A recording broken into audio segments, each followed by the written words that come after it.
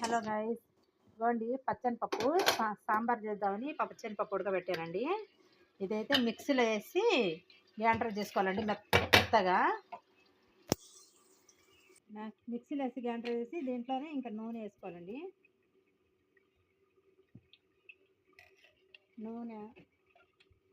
నూనె వేసానండి.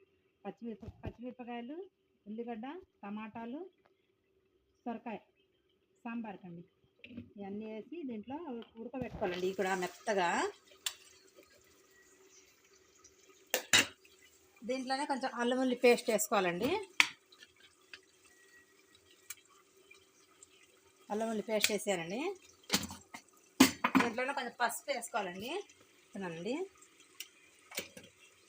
దీంట్లో కొంచెం ఉప్పు వేసుకొని రుచికి సరిపోయేంత ఉప్పు వేసుకోవాలండి. ఇంకా ఇవన్నీ ఇట్లా కలుపుకొని ఇంకా కుక్కర్లో పెట్టుకోవాలండి. 3 విజిల్స్ వచ్చిన దాకా ఇట్లా ఉడకబెట్టుకోవాలండి. 3-4 విజిల్స్ వచ్చి ఉడికిపోయింది.